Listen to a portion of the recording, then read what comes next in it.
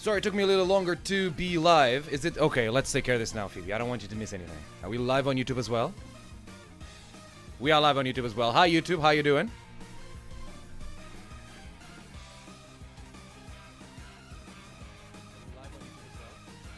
Alright. So, first of all, Bearvid. Where is it? Oh, here it is.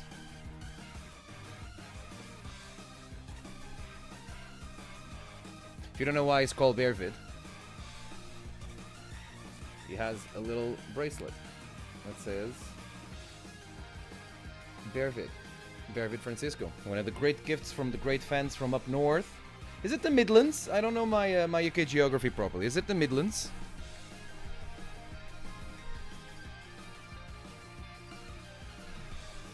We got it up and running now. Hi, how you doing? Welcome to the stream. Sorry I'm a bit later than I would want it today. I know that I've said that I would like to aim at starting the stream at 5 o'clock in the afternoon. We started a bit later. You don't know, you can't tell, hopefully. But behind this camera, this entire room looks completely different now. And part of what I did today was trying to figure out how I was going to get this going, right? It was a rather long 20 minutes after TK stream. That is true, that is true. I thought it was I wasn't expecting it to take as long as it did, but it did.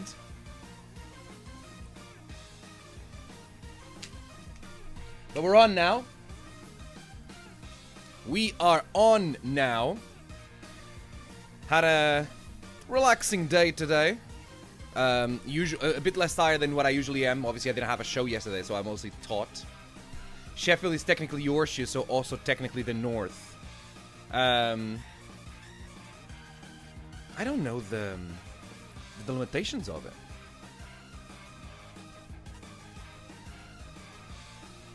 Is there an actual line?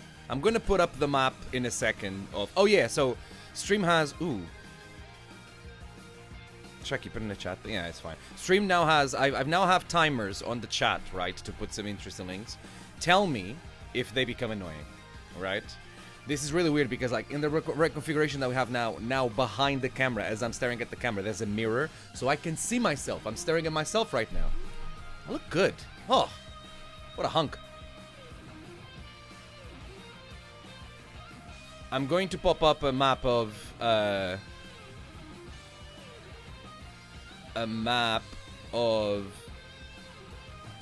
on Twitter. I'm gonna put up a map of the UK in a second so you guys can explain to me what the north is and isn't.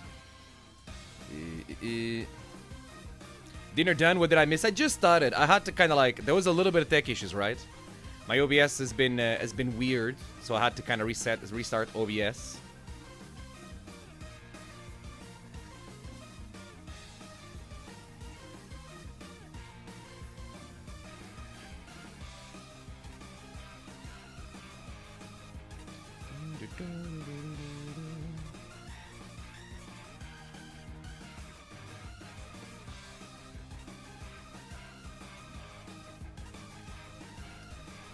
Hello to the stream. Wow. Wow. Good time we can help with geography questions so I don't get it wrong. Thanks everybody for being here on this side. We're back on form. I don't have a presentation for you today. Happy or sad to inform you of that. A lot of people are big fans of the Rules of Pro Wrestling presentation. Wait, that makes no sense.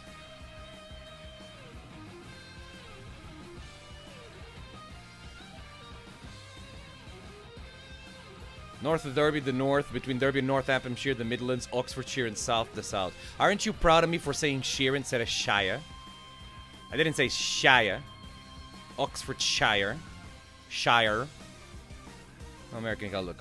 I sound like Luke Casey right now. Rules of Wrestling was great fun. Thank you very much. Did you watch it live? Did you watch the edited version on YouTube? We're almost there on like me getting stuff on YouTube the way I want it to be. No more PowerPoint transitions. I do not use PowerPoint. In this house, I don't respect PowerPoint. Can do that every time. You don't give away the farm with milk. That is true. That is true. Also, it was the first of 2 presentations that I prepared last week. I ran a character class for the London School of Wrestling last week, and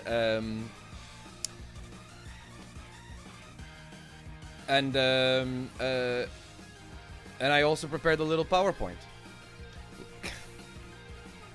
I'm gonna show you. I know this is very ADHD of me and I'm going everywhere. I promise I was going to put a map up, but let me just do something else first. Because I'm going to show you my favorite slide from that presentation. Not going to give you context. Billy, what's up? I'm good. How's Portugal? I like the definitions that put me in the north and not the Midlands. So is there a preference when it comes to being in the Midlands and the north? Or it depends from person to person?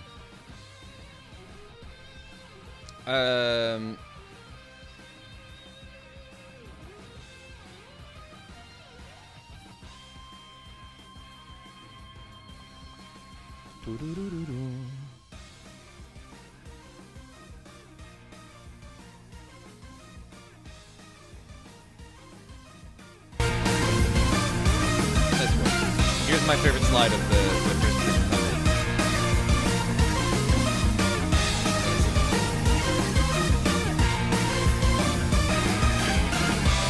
Very, very hot. Just chilling before dinner.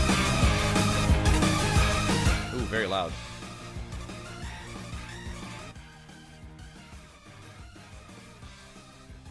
I'm so confused. You should be. You'll if you do join the beginners course, which hopefully I'll be able to put out this week, you'll be learning. However, that is factually correct. Rationale is if you're driving northwards, the motorway signs stop advertising you're headed to the north at Derby. Ergo, past there you are in the north. That is a... You know what? I respect the objectiveness on the way that is put forward. Right? I have a lot of respect for that. Map of UK. You know what? Let's make it a little bit more. Map of England. I'm the map. I'm the map. I'm the map. I'm the map. I'm the map. I'm the map. Let's go with this one. Administrative map of England. Why does it take me 5 clicks to get this? What do you mean Alphabet isn't real? Okay. So, here's London. Here's where I am. Right? London and the east. I feel like this area... You guys don't see my... Sorry. I feel like this area here is very much seen as one big blob, right? Like Essex, Suffolk not as much. And this, I am just completely like uneducated. I am just going by the vibes that I've been having from living in this country for as long as I have, right? This area is kind of like one of the areas, right? And then there's this area, like the Cornwall, Somerset area here, which is like south of Wales. It's in other parts. The Midlands are here, right?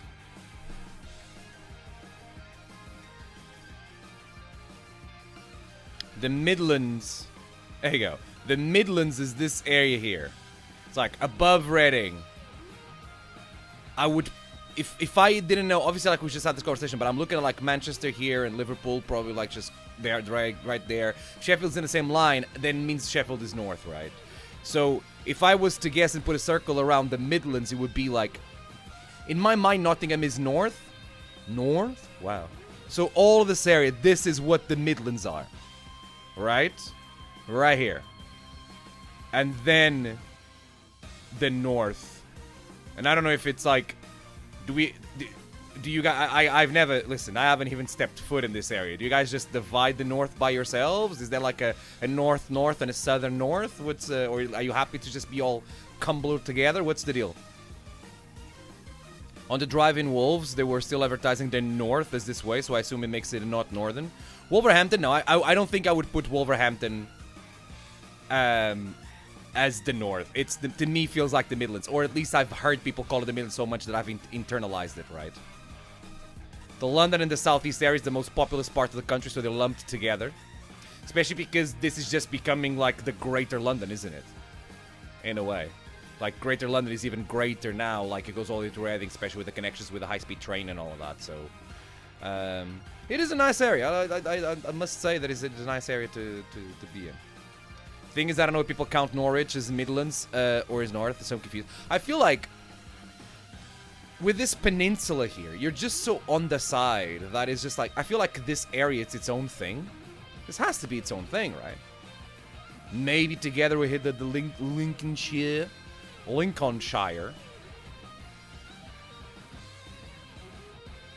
East Anglia. Oh my god, East Anglia. This is East Anglia. Yeah, another way to know the ways is just like what the trains say, right? The trains call themselves East Anglia. Is that what this is? That is insane. Not insane as in just crazy, right?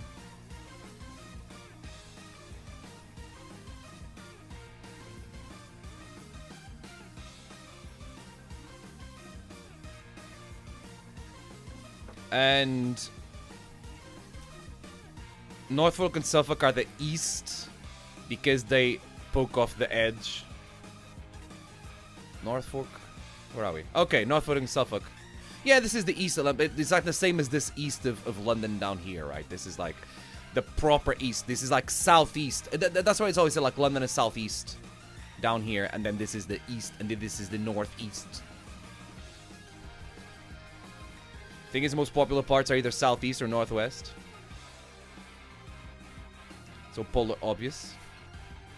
Southeast and northwest, like so, like this area here. I guess like Manchester, Liverpool is popular as well. East Anglia is in the eastern part of the old Kingdom of Albion, so East Anglia is a common name for that bit. Okay, that's fair. That's fair. Born and bred in Suffolk, and we always consider ourselves as southern rather than east. Really? Oh, Suffolk. Really? No, you'd be. I think you're wrong. Let me tell you specifically, and everyone from Suffolk, that you're wrong in terms of what you call yourselves. And you don't have the right to call yourself Southerners. It depends on the divide as well, right? I think there's a very obvious, like, there's a line here, somewhere, where it's very obvious. And kind of a north-south divide, but, you know. Can you tell I'm a pet and a history nerd? Well, that makes the best content, Anthony. That makes the best content. Yeah, I don't remember Suffolk being on the East Anglia local news. There's an East Anglia local news. You guys, oh wow. It's just so different to Portugal. Like in Portugal, we don't have regional TV at all, right? It's just like one channel for the 4 channels in network for all the places. That's insane. In a good way. In a good way. People from Midlands who claim being more northern than southern. I get that though. I understand why the people in the Midlands would. Like, humans like to put themselves in a position. I understand why the people in the Midlands would put themselves in a position to like London or like the Midlands. The little bit of the Midlands that I've seen definitely looks much different from like the coastal line and the southwest. So it's look east, but no one cares about the east apart from Shah. Teeks, what's up? It's been 20 minutes, see? I haven't lived in East Anglia since I was 10, so I may be mistaken. The Midlands sucks. Listen, maybe it's because I've just been here so long, but it's fine. The Midlands are fine. Maybe I take it as exotic still because it's not like I grew in it. It's just so funny the amount of people in this country that are like, oh, this place is, and I quote, one of the preferred ways people like to describe places, a shithole. And I'm like, it's fine. An hour must be the new 20 minutes. Yeah, just ask my new timers on the chat. I'm testing. I feel like they're too frequent. I gotta make them less frequent. The utter variety of regional TV channels here is insane, even to the point that different parts of ITV used to have different shows all over the place, still like the 80s. But I do understand that when the population is as much as it is. David, you said the Midlands is fine, but I know you wouldn't move there. No, I wouldn't move there. Would I move to the Midlands? What would have to happen for me to move to the Midlands?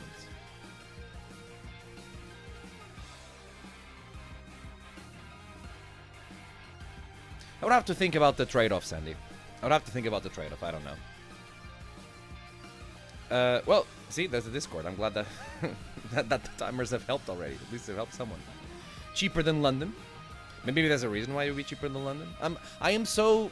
I guess I got the London School of Wrestling, but I live a life that I can be a bit more nomad, right? Maybe not. I don't know. I'm not gonna debate it right now. It's not the reason why we're here. Move to Nottingham.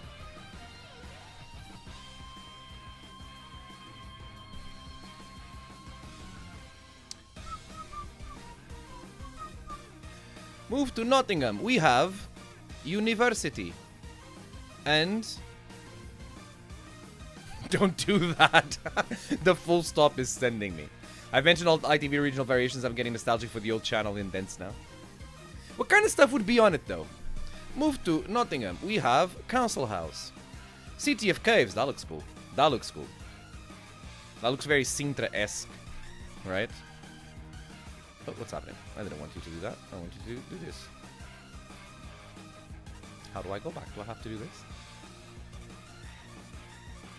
What's happening? Oh, here we go. Nope. I won't spoil the stream. Oh, there's arrows here, I think. I got phone in the way, yeah. We have the Wollongton Park. That's cool. Move to Sintra. Bad business move. We got the Nottingham Castle Gatehouse. It clearly has been rebuilt as well. We have Nottingham Arboretum, a bright border. The Robin Hood statue. Was Robin Hood... Okay, right. Give me the Craig. Gang, give me the Craig. Give me the Craig. Give me the Craig. I need to know. I need to know. Robin Hood. Was dude real or what?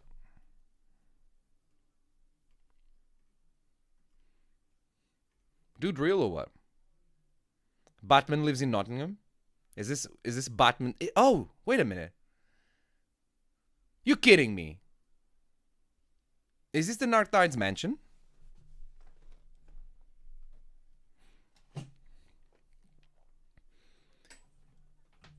All we have is universities, and that one time they filmed Batman in Holland Hall. Oh, so it is! Okay. Oh, so this is... Oh. It is a good... To be fair. Good choice. Right, good choice. If you had to swap lives with men like the Reese and live in Birmingham in the Midlands... Like, I got nothing against the Midlands. I just don't think that I would do... I don't know if you can find two more polar opposites of professional wrestlers. Not professional wrestlers, but... I don't know if I am... If... grime artist from Birmingham is... I don't know if there's anything more polar opposite to me than grime artist from Birmingham. You know what I mean? I don't know. Parts of Osterley House was also used for Batman, I think. Oh, this is close to me. The old ITV indent on ITV when I was a kid is the sound of my childhood.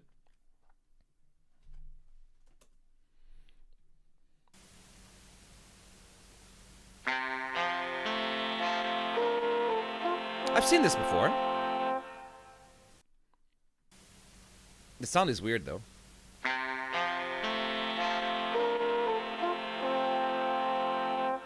I'm telling you right now, I could not be a decent grime artist. Give me the... Who's the number one grime artist out there?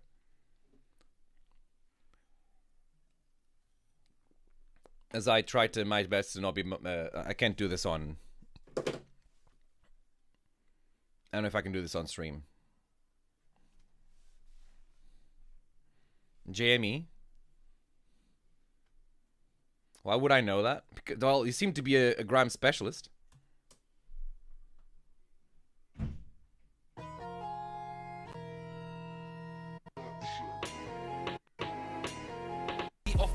If one of you try violate me, you get a punch in the face in my front door. Telling you right now, I'm not a rapper. I'm not a rapper. I'm not a rapper. Or any variation thereof. It's not in my skills, and I apologize. I regret to inform you. It's not in my skills. Hope everyone's doing good. Hope everyone's having a good time. Welcome to the stream. Today, I want to discuss the Great British Tag League. We got Colossus this Saturday, which I want to discuss. We got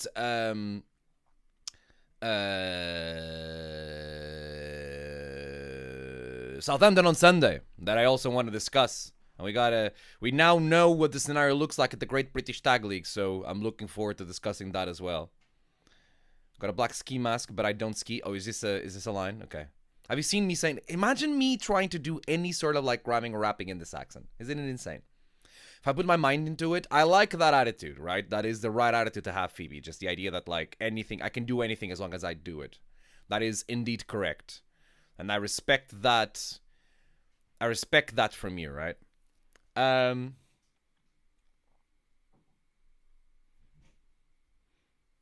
Interior of Wayne Manor, that card rises Austerley, exterior is Nottingham. Robin Hood statue was round the corner from a Wrestle Carnival venue, but Nottingham has 2 football teams and a cricket team. It's a lot of teams. A lot of people live there, I'm sure. When if you try to... Whoa. Okay. All right, Billy. Relax. Nathan says, hello, David Francisco. You are a silly man. Okay, Nathan. Do you got my t-shirt, though? That's all that matters. What was I going to say? What was I going to do? Oh, yeah, I was going to do this.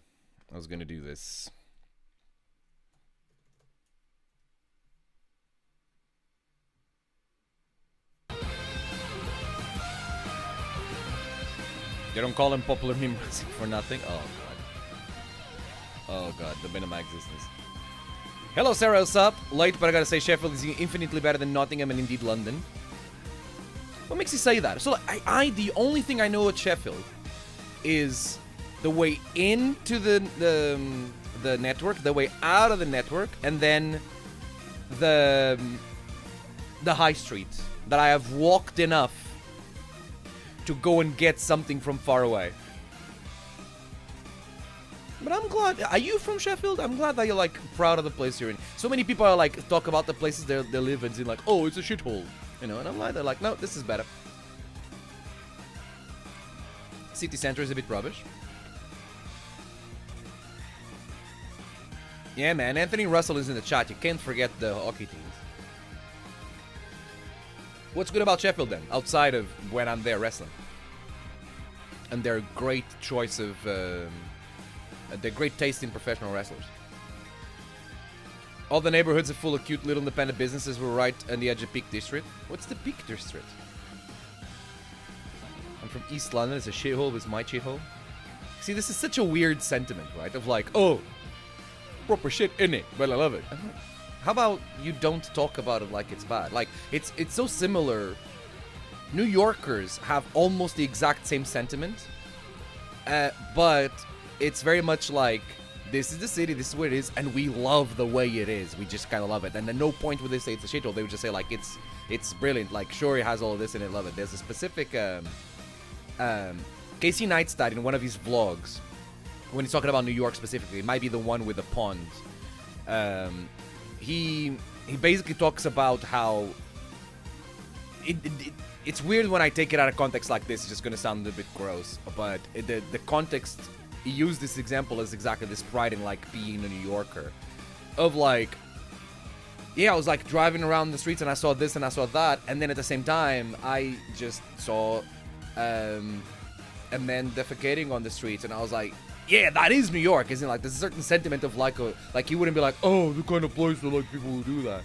It's just that kind of pride, right? And people in the country here don't have that much the pride like that. Which at the same time is the reason why professional wrestling companies cannot sell merch with the Union Jack the same way that they can sell merch with the USA flag.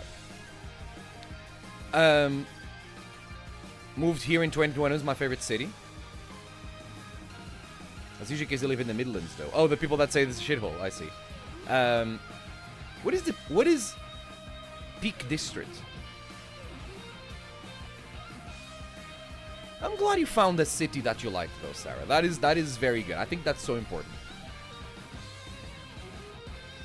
Speaking of city that there's always stuff going on, this is small enough that anywhere you want to go, it's like a 20-minute drive. That's the dream. That's great. Oh, you think about it. The Peak District is the lovely part of Derbyshire National Park. Oh, that's cool. So you basically can go in some green, basically. That's nice. I'll leave it to Sheffield is the detour from train to Telford, and I saw the big ball fountain outside the station. Very weird. It was like the Res Galvani was a shit. We had something special about it. Made it special. The thing that the Resgal had that was special was the stuff that was happening in it, because it was not a good wrestling venue. It just happened to be the place where a lot of stuff happened, right?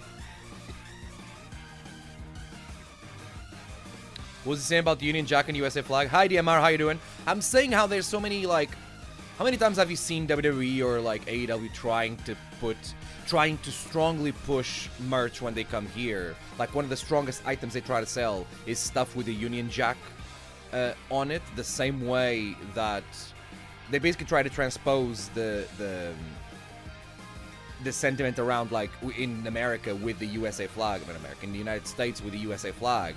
They tried to transpose that here with the Union Jack stuff, not realizing that the sentiment is not the same, because there isn't just an inherent and, like, pride in where you're from and wanting to showcase it that way, just different culture around it. West Yorkshire is the best Yorkshire. What makes it the best Yorkshire? When people say my area is a shithole, I have to live there. No, you don't. It has character. There you go. See, Liam, you know it. You had arguably your best pre-COVID match there. You versus Mills deathmatch. I'd say that is, pre-COVID, that is my best match ever. Would I? Let me look at the list of matches and the rankings that I did. Because in mine, is that a maximum rank? I'm not sorting. Brother sort. Brother sword. Why you no sword?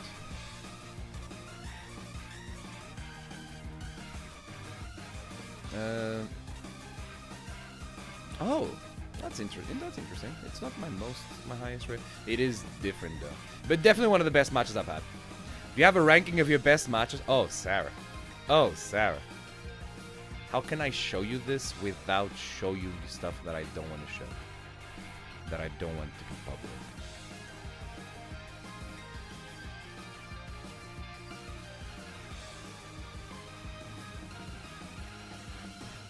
I think this is it.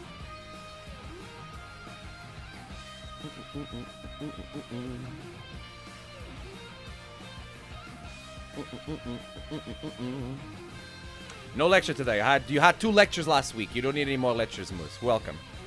Been here. I live so long. I can say I used to be. Yeah.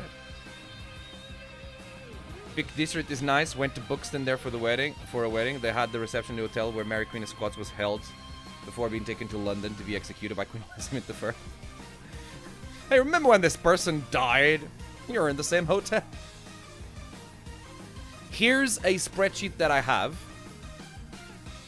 It is not up to date yet, but because I transferred from a spreadsheet I had on Google to have it now. That has the information of all of my matches. The date, what the match was, what the promotion was, the location of the match, the rate, I'm going to come back to this, how much I was paid for it, the attendance of the show if I can find out, any notes, championship match, whatever, yada yada, a link to the match, right? This rate, I rate all of my matches, and here's the conditions for the rating. The rating is a 10 out of 10. It's an out of 10 rating. And let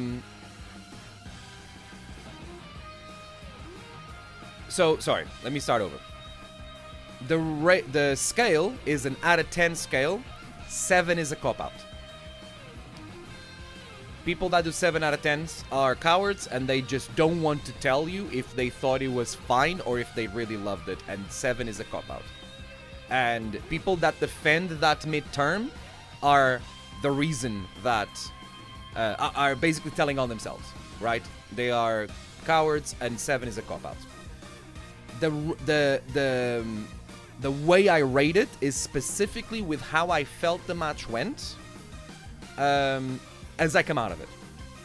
And I am relatively good at remembering how I felt about a match afterwards without being like, okay, I then watched tape of it and then got feedback, I then whatever, and now I feel this way about the match. No, the rating is specifically like, how did the match went as I come out of it, how am I feeling about it, how do I think they went. There are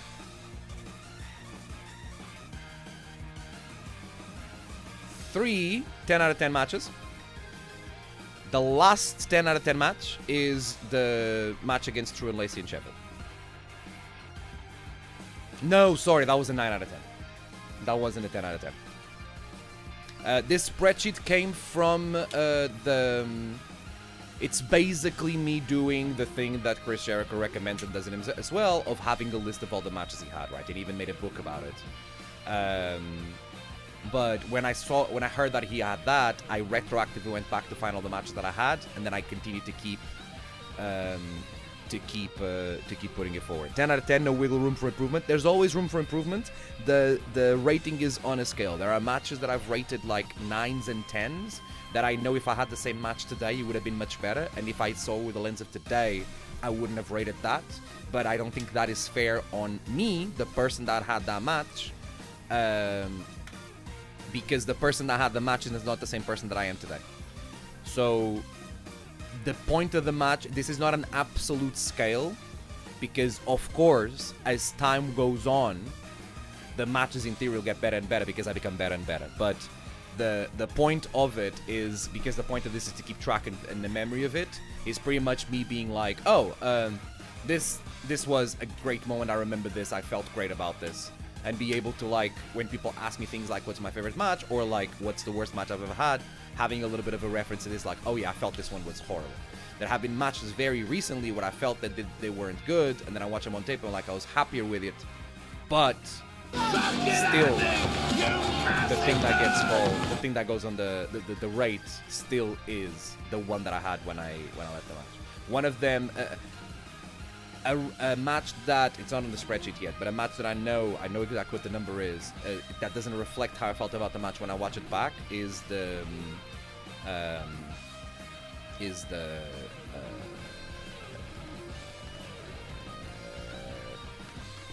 Wolverhampton one, the one against CPF.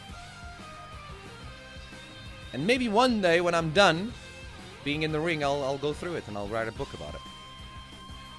G, what's up? Welcome to the stream. What did you rate the match with Oku when you won the title? Is this the Southampton one? Because it's not the only time that I've defeated Oku for a championship. It is not on the sheet yet. So...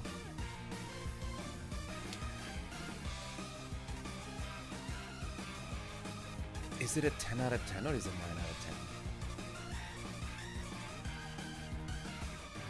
I don't know. Maybe it'll be an 8. I don't know. I see a book for Premier again soon. Oh no. Oh, that's a problem that I haven't fixed yet. How do you know about this? Has this come off? When you and JJ win the tag belts, will you rank at 11 and Meltzer your own scale? No, I got... No, because it is... I know what a 10 out of 10 feels like, and it is impossible for something to be more than a 10 out of 10. I don't have... The majority of my ratings are 6 out of 10. Like, something that was good is not an 8 out of 10. Again, as I said, I don't do 7 out of 10s. That's a cop-out. I know exactly what the feeling that I have about a match that is a 6 out of 10 and the feeling that I have about a match that is an 8 out of 10. And I know exactly what a match needs to feel like for it to be 10 out of 10. And it is effectively impossible for it to be more than that. Regarding Meltzering his scale, people were very unfair on Meltzer. The scale was never an out of 5-star thing. It's not used anywhere like that.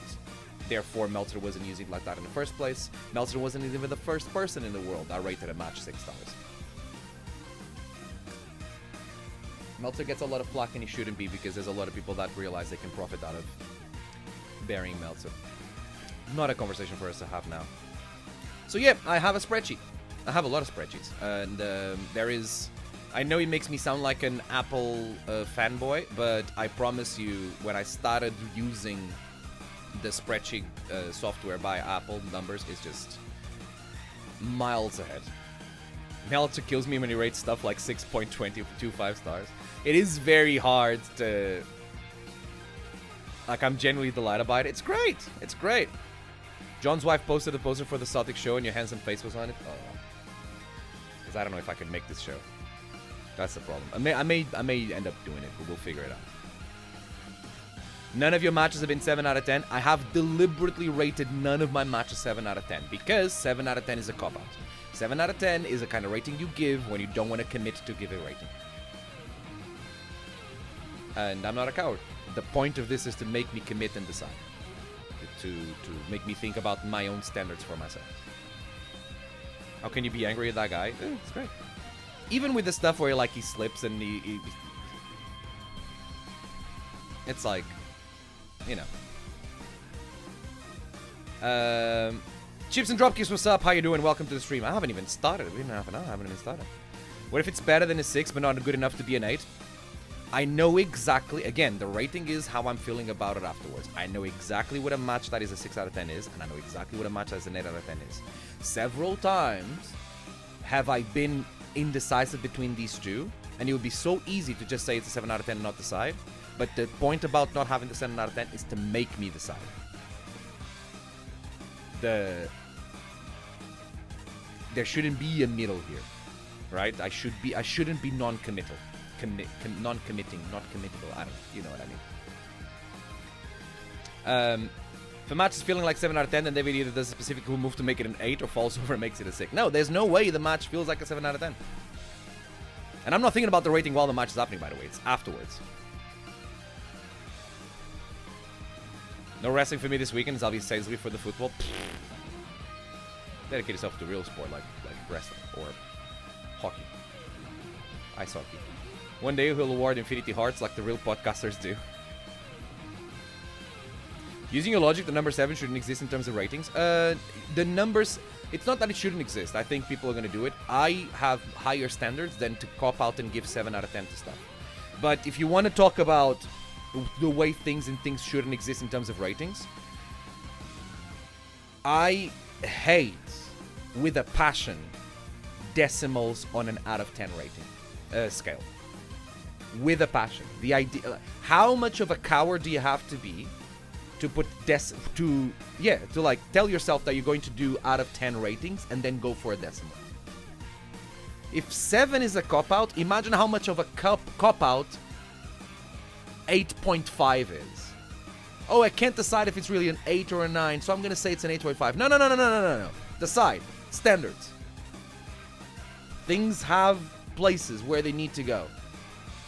Is it better or is it not better? Or are you a coward that doesn't want to decide? In the Voices of Wrestling podcast universe, they don't go over 5 stars when they rate, but they basically call themselves cowards by not giving a match 5 stars. Because they just want to be non-committable. I know, thank you, appreciate it. I know it's valid. I'm usually right. In Portugal, grades are out of 20, and this is year 9 to year 12. Grades, and university as well, unless things have changed, and I don't think they have, are out of 20. And it's like, strict out of 20. There's no such thing as 13.5. If people do the math, and it's a 13.2, then it's a 13. It's a 13.6, it's a 14, right? If you want to be so pedantic about where things are because you want to make sure everyone feels good about things and you want to be non-committable, give a percentage rating. There is an exception to star ratings because things cannot the kind of things that get star rated. Well, no, because hotels get star rated, but that's a very objective parameters for it, right? For you to win a star or lose a star. But in terms of like movies being rated with stars or matches being rated with stars, I think there is a fair distinction between a 4.5 and a 5-star match. Even though it's an opinion thing, if you're arguing half a star, go touch grass. But I think that distinction is still important. There's a huge gap between a 4-star and a 5-star match. So I understand doing half stars and stuff like that. Deciding to do an out of 10 scale and then to basically transform it into an out of 100 scale because you thought you were going to be committable, you were going to commit to an out of 10 scale and then you don't, is cowardly behavior, and I can't stand it.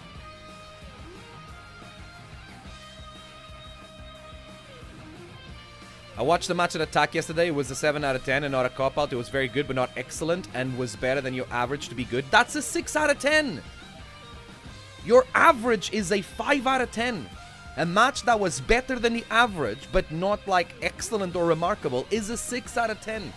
7 out of 10 is a cop-out. The real reason why 7 out of 10 is a cop-out is because people don't want to admit that 5 out of 10 is the average. Something that you kind of just like is a 5 out of 10. That you were like, yeah, that was fine. Fine is a 5 out of 10. But because we don't want to be mean, we don't want to be thinking about things in the 2 out of 10 and 3 out of 10 space, we move the fine from the 5 out of 10 to a 7 out of 10. It's fine, it's a 7 out of 10. If it's fine, it's a 5 out of 10. Have I given one of my matches a 1 out of 10? I'm pretty sure I have.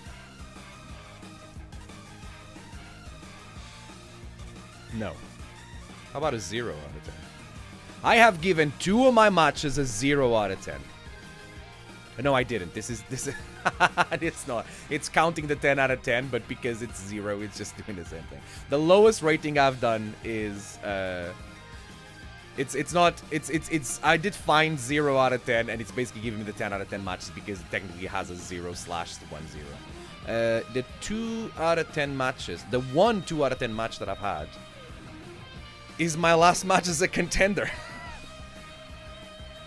Which has taken over a really bad 5-way match that I had at Ambush.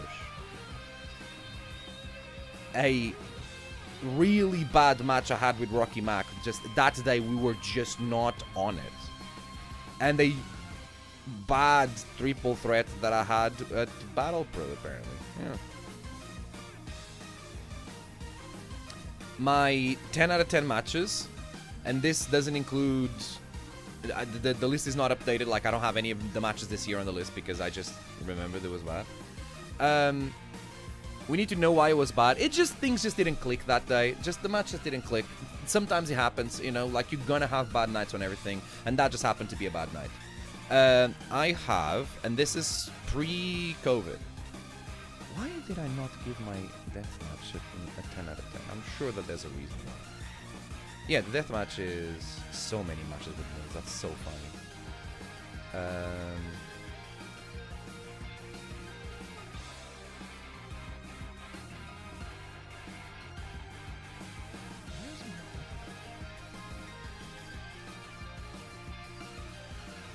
Yeah, deathmatch has a 9 out of 10, but not a 10 out of 10. I'm sure there's a reason why. If I rewatch it, I'm pretty sure I'll be able to say why. I had a match in Portugal that was a 10 out of 10 for my standards. It wasn't like super exciting. It's not one of the greatest matches in the history of Portugal, nothing like that.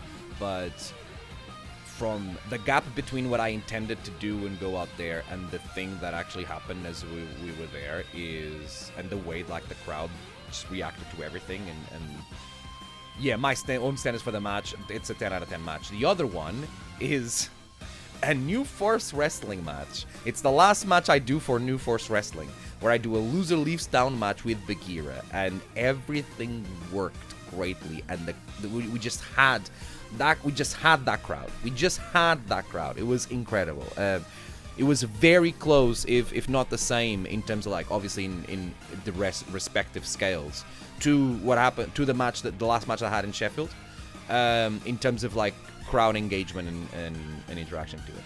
Oh, the match when I win the Purpose Championship is a 10 out of 10. Yeah.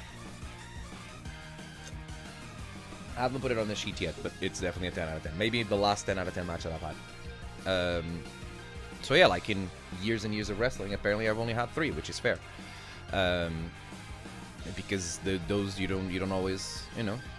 I got standards. They don't always like hit it. I still need to watch that Purpose title match. It's out. I think. I hope. What is the average rating of my matches? Of the ones that I've rated. I should be able to do this. Add header row below. Equal. Average. Nope. Why not do this? Equal. Why not give me a formula? Brother, give me a formula. Let me write a formula.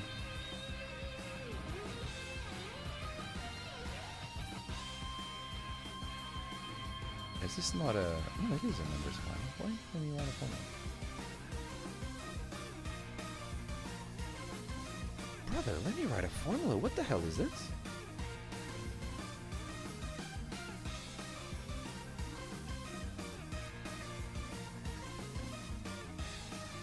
automatic. Oh, hello. Fuecoco is better than Sprigatito. Now I don't know how to feel about this, Chips, because you used you subscribing, which I appreciate. Thank you for the 9 months. Using Jeff Bezos' money to be a friend subscriber here on Twitch. I really appreciate it. But then you're wrong with your statements? Thank you so much. Say hi to the family and the kid for me. Still tell him that I still think he's wrong. Does the rating of your matches have correlation between merch sales? No, sir. Or ma'am, sorry. Apologize, I'm assuming a gender here. No. Oh, here you go. Here's the rating. I just had a bad thing. I will. Say hi to everyone there for me. Hope everyone's having a good time. Average of F. Yeah. You can't give me one. Numbers can't be divided by 0. Oh, can you only count the ones that... Okay, what if I don't do the average and I do the mode? Mode.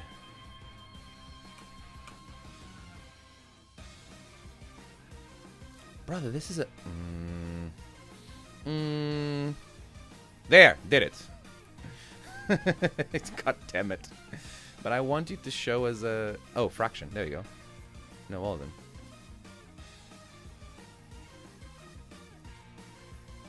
I need this fraction to be... Oh.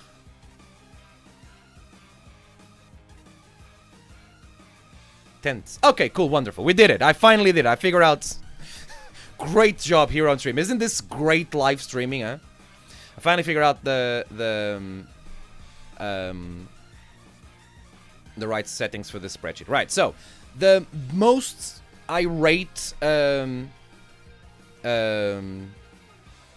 match is 6 out of 10, which to me sounds fair. 6 out of 10 is that feeling of a match of like, this was good. This was alright. We did a good job today. That's a 6 out of 10. My average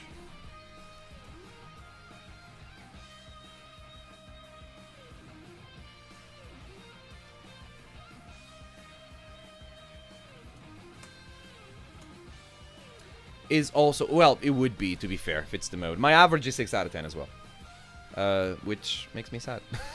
I would want all my I would like to get out of all my matches and feel like they're like 8 out of 10s. To be fair, I do think that matches in 2024 and 2025 are going to get higher ratings. No, because at the same time I'm going to rate it on a curve. But I'm overall feeling more satisfied with my work. I guess I'm going to have to do that work and then come back here on the stream and let you know. I like how your ratings seem brutally honest. Yeah, I'm... In general, I am pretty good at separating my ego from my work and my perspective on it, and I think it's one of the things that I've always been good at, that helped me with training as well, of just like my mistakes. I am not my mistakes, I am not my performances, and I think that reflects here on the raid. I think it's like me being able to be super honest, be like, okay, how do I feel about this? How do I feel about this performance? How do I feel about this? How do I feel how this went? Is important. Gee, I'm sorry, I never got around to answer your question. Thank you very much. Does the rating of your matches have correlation between merch sales? No.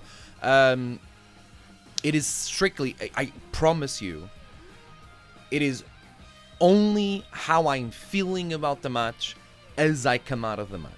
How the thing we wanted to do went.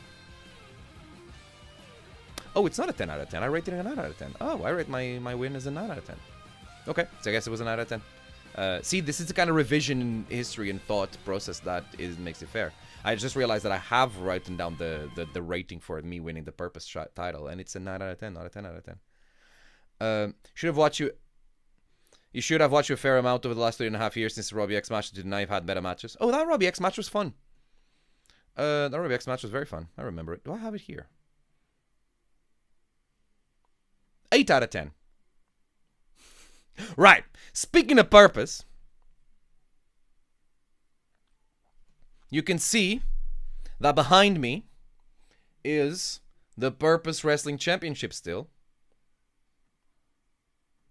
There you go. You can see it now. Beautiful, shiny. I still have it. I have indeed defended the championship as on Saturday. On Saturday, I became Iron Man. Listen. What am I doing?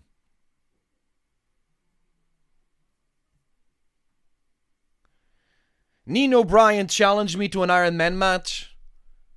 And I defeated Nino Bryan in an Iron Man match. 4-3. It is important to note how Nino is no joke. He's a fierce competitor. And he showcased why he is one of the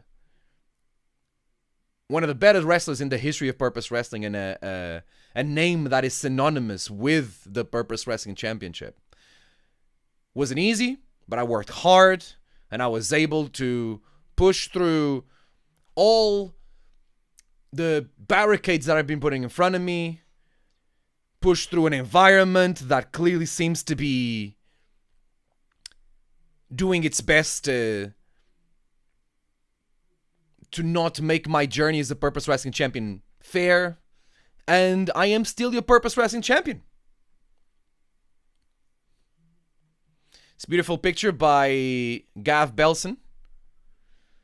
Look, Hood, what's up? Welcome to the stream. During the match, I refused for the title belt to be given back to people like Chris Hatch. I wanted to keep it next to me. I would have given it to my second, Kean Cameron. Unfortunately, I'm not allowed a second. So we kept the match there. We'll be able to discuss the match further. I'm sure there'll be a lot of footage and a lot of things that are going to come out from Purpose, and here on the stream we'll be able to discuss it. I just want to tell you that this happened on Saturday. Watch a few of the reactions to it. Speaking of reactions to it, I would like to gloat over... I'm going to use... I'm sure Dave Javu doesn't mind this. I'm going to gloat over how good I look. We're not there yet, but Project Hexagon is going well. I'd like also to point out that this cut here was me burning myself when I leaned against a pot that I forgot I was cooking on.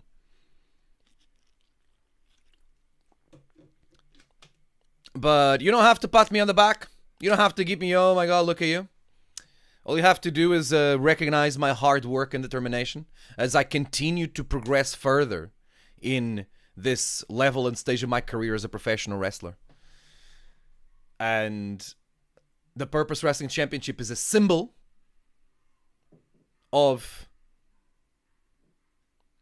how, despite all the odds being against me, I continue to push forward and push ahead. It feels to me like I finally gave Nino Bryan the chance of closing the chapter in Purpose Wrestling, of taking away the burden that he had as the face of the promotion. We have progressed and moved Purpose Wrestling forward, and I will continue to proudly be the face and the fire of Purpose Wrestling. And I'm not using the heart and soul out of respect for my tag team partner, JJ Gale.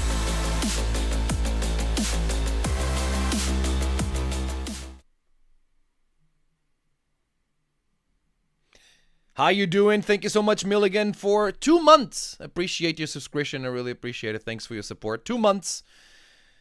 If you don't know this, if you have a Amazon Prime account, you can connect it to your Twitch account, and you can use it to gift a subscription to your favorite streamer. If that happens to be me, and it should be, I would love your support. Thanks for everyone that continues to subscribe and bring this subscription up. Thank you. Appreciate it. It means a lot. I wasn't expecting the Francisco theme.mp3 to shout at me. Hopefully it wasn't too loud. I've reduced the volume of it because I know that it was very loud before. But yeah, we want to celebrate it. And listen, I haven't done it yet because I put the alerts on, the ongoing chats on, the timers on. But watch what happens when I'm able to, and I think it's going to be the next thing I'm going to change on the stream. Watch what happens the next time, not today, but next time we stream. Watch what happens when someone specifically subscribes with Prime. So yeah, that's what happened on Saturday. We're going to continue to discuss Purpose here. A few announcements on Saturday as well. I think, you know what?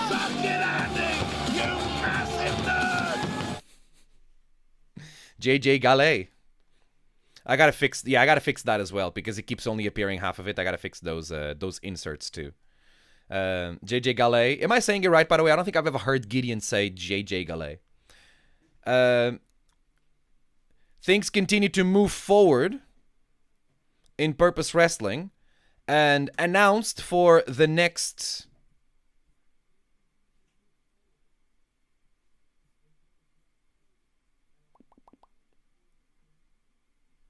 What am I doing here? This? Yeah. If I do this, do you change? You do. Wonderful. Announced for... It's like Bad Luck Fale. Fair. That is very fair.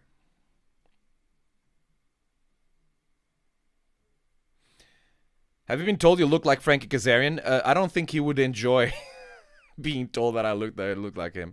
But I would love to meet him. Maybe we need to do one of those like side-to-side pictures. That is a great comp, though. I am a big fan of Frankie Kazarian. But no, that's the first time I get that. You know that every time I get someone telling me that I look like someone, it's always a different person? I swear to God, there isn't a pattern in what people say that I look like. With the exception of my promo pictures, people that only know WWE wrestling being like, oh, look, it's Seth Rollins. And I had that a little bit before the pandemic with Alberto Del Rio. Tweet him and say that it looks like David Francisco. Yeah, let's see what happens. Car battery interrogation. Hi, welcome to the stream. Thank you for the message. I hope you have a good time here. I was saying that the next time that Purpose is around, it will be with Mama Said Knock You Out. It is the September show. A few announcements have been there. The semifinals of the tag team tournament are set as the 114 are going to take on my boys, Saeed and Cameron. And on the other side of the bracket, Hyperactive will wrestle Sunshine Machine. That's two announcements that we have here. And the third announcement as well that on the show was made on that show for the September show is the last man standing match between Rex Armstrong and JJ Lynch. Continue to, if you want to know more, you can find just Purpose Wrestling on your favorite platform. Twitter will be Wrestle Purpose. And you can follow us and come down to Wimbledon once a month. There we are. Putting on wrestling shows and me defending the title. I wonder who, I have no idea who I'm going to defend the title to next. But looking forward to finding out. Have you ever been told you look like the actual undisputed British heavyweight champion? I've been told by a lot of people that I don't because they keep trying to deny reality, to be fair. But we all know what the truth is, don't we? We all know what the truth is.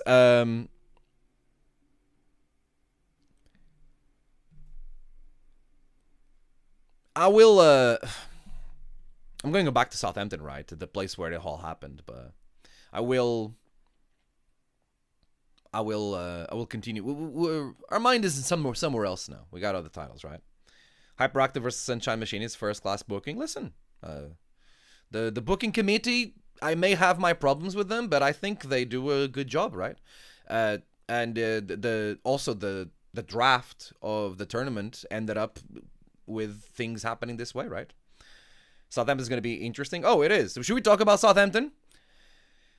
The Great British Tag League. You look like RKJ if you look like David Francisco. Can you imagine?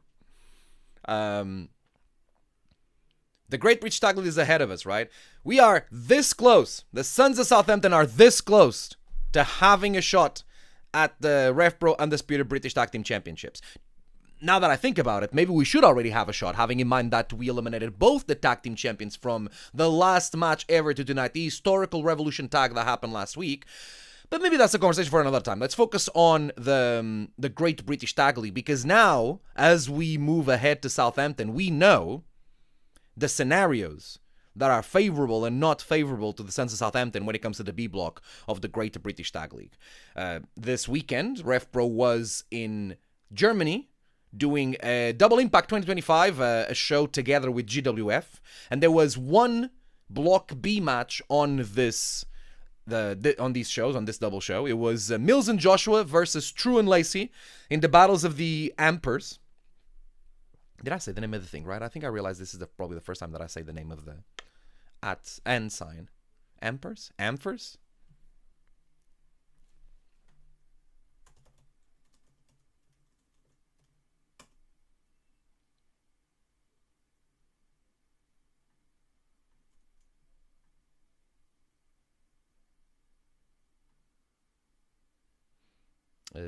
Where's the little thing I can press to hear it?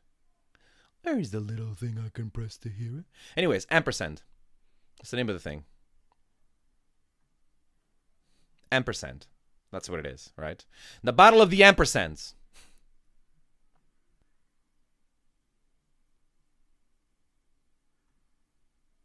Doesn't work. On the Battle of the Ampersands, right? The winner gets to use the ampersand, and as I'm about to show you.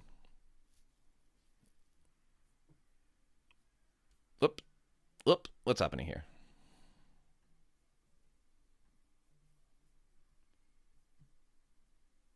Oh.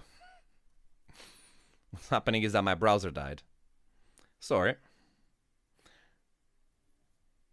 Southampton will be interesting for sure. Can the Sons of Southampton make the finals of the Tag League? Will RKJ make Harry dead or make him dead? What Dairyly Lunchable would Nathan choose for his dinner? Stay tuned. I can't wait. You better come here and tell me exactly what it chose. Ah, here we go. We're back. Go on, expose your downloads folder. It's just my dump folder for everything. This poor computer. I am so limited on space on the computer. It'll be okay. I'm hoping. Oh my. Oh, is this you, Harry? Hi. Thanks for the. I thought it was you, but I didn't want to expose you. Your name's not Milligan. I got like 20 gigabytes of space on this in this computer. I gotta clear this up. It's insane. Right, we're ready. This is what I was. Let's watch the final moments of that match, shall we? Why is there no audio?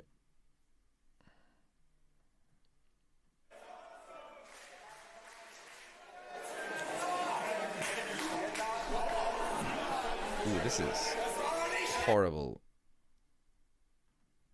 thingy. You did it, Jeffrey Bezos. Jeffrey Bezos. Jeffrey Bezos. Congratulations. We're having a good time here on the stream, aren't we? Thanks for your patience. Cool.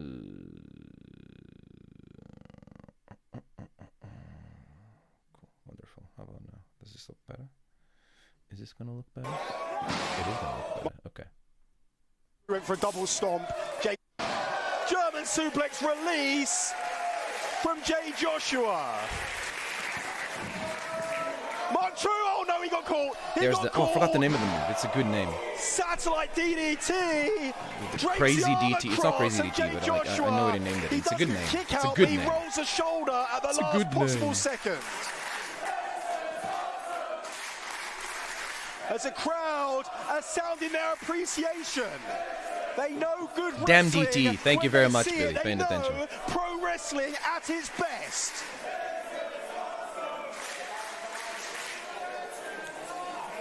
That's an actual ropes ring, which makes it a little bit of a difference compared to the RevPro ring. Smaller as well. Stomp. Jay Joshua moved out the way, tags in Connor Mills and connects. He doesn't leave the ring before he connects with a vicious and nasty headbutt. So as I was getting to, if CPF and Sons of Southampton win, we could see ourselves with a three-way draw. That's true. We're going to talk about that in a second. As Kieran Lacey pushes Connor Mills off of Mark True and puts the boots in. True and Lacey in this match are the ones that are kind of fighting from behind. They need to win this match, or else they're basically eliminated from the tournament. Where Mills and Joshua still have their destination. They still have their path in the Great British Tag League under their own control. Mills and Joshua, but for how much longer? How much longer? Apparently got to see Andy Quillen's 2025 one to watch on Sunday evening. Who, me? To this Great British Tag League.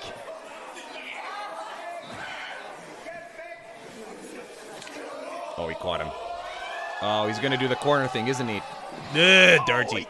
Ugh, disgusting. Key crusher into the buckle. and there's a tag into Jay Joshua.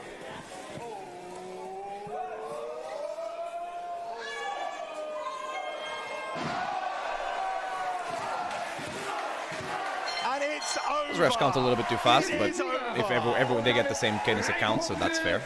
Yeah, that's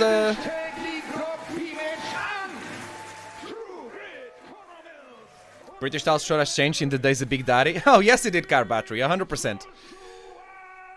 It's good now. So I like the real rope. Sometimes the RevPro ones look a bit wonky. As a wrestler, I much prefer the cable steel than those ropes like that, for a variety of reasons. I do understand where you're talking about the aesthetics, but it's so much better to wrestle with steel cables. So where does this leave us, you might ask, as I furiously search for my notes. Oh, he's talking about us. And Quillen's talking about us. Wait. Thicker than your average Jay Joshua. If Mills and Joshua defeat Sons of Southampton in their hometown, or their home away from hometown of Southampton next week, then Mills and Joshua will win Block B and go on to the finals. That's true. However, if Sons of Southampton win and CPF lose, Sons of Southampton go on. Well, you're spoiling the stream here, Andy. Come on. Sons of Southampton win, we've got ourselves a three-way tie at the top of Block B. You're spoiling the results here, Andy. Come on. To break it all down at the end of this weekend. Right. So, it's okay. I'll break it down here on the stream. That's what we're here to do. Hope you're watching and keep notes, Dave. Hope you're watching and keeping notes, Dave. That's funny. Okay. So, last time we talked about the Great British Tag League, we were a little bit like over the place. We needed to wait until a few more results. But now, just because this match happened, things kind of like set in stone a little bit more. And we know where we are right now, okay? And I can tell you exactly what the scenarios are. There's going to be the last two matches of the Block B of the Great British Tag League are going to happen this Sunday in Southampton. One of them is True and Lacey versus CPF, okay? Right now, current standings, Mills and Joshua have 6 points, CPF have 3 points, we have 3 points, and then True and Lacey have 0. True and Lacey are eliminated from the block. They cannot win the block. The only thing they can do is kind of play spoiler to CPF, okay? Because if True and Lacey defeat CPF, then CPF are automatically eliminated from the Great British Tag League, and our match with Mills and Joshua is basically for the winner of the block, right? True and Lacey finish with 3 points. CPF finish with 3 points, and then if we win, when we beat Mills and Joshua, we would finish with 6 points, the same amount of points that Mills and Joshua have. But because we have the tiebreaker, we have beaten Mills and Joshua, then we win the Block B. If CPF win this match, then we, the Sons of Southampton, have no path to just winning Block B by defeating Mills and Joshua. If CPF win this match, then it's either... Then if CPF win this match, then when we beat Mills and Joshua, it becomes a three-way tie. Because CPF, us, and Mills and Joshua, we will all have 6 points between us. And we all have like a triangle situation of like, when it comes to the tiebreaker, right? So it's just a top, it's just like a three-way tie at the top there. So this is one of the matches there, and this is the story for True and Lacey and for CPF. So CPF are very dependent on the result of our match if they have any chance to win the block, and True and Lacey can basically play spoilers and just eliminate CPF from the tournament, which I think would still mean something for True and Lacey. And I am not saying, albeit from me, to sit in this chair and tell wrestling crowds how they should react. But is there a world where Southampton finds it in their heart to have True and Lacey for one afternoon only as the stepsons of Southampton? As the bastards of Southampton? Because we only win the block if True and Lacey win the block. If True and Lacey don't win the block, it will be very hard, if not impossible, for us to win the block. Crowds can do whatever they want. I am not the kind of person that will sit here and tell them what to do. But if you want to be the kind of crowd that forgives True and Lacey for one evening, then I'm not going to be here and tell you not to do it, am I right? I mean,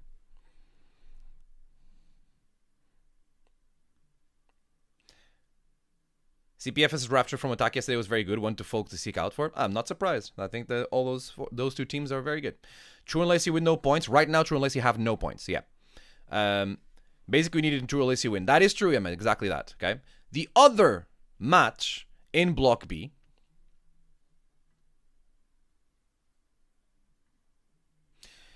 is, as we've discussed, Mills and Joshua versus SOS. I look so much better now than I looked when I took this photo. This is still the photo with my previous gear. I do look good on it though. It's one of the best ones that I've taken. Anyways, here's the scenarios.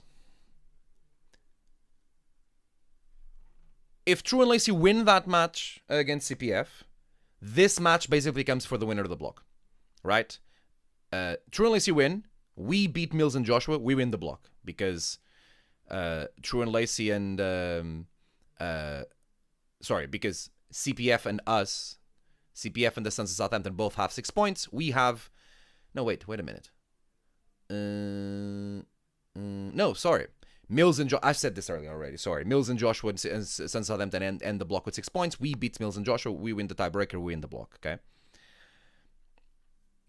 And as I said, CPF win and we win three-way tie at the top. Maybe we need to do that so we're in the anniversary show. CPF win, Mills and Joshua win. Then Mills and Joshua will just win the block because they get 9 points. They've beaten all the other teams on the block, right? Yeah, so we're not fully dependent on us, which is a shame. But at the same time, that is what happens when it comes to round robin tournaments, especially when the blocks are so small. In this case, we only had 4 teams. I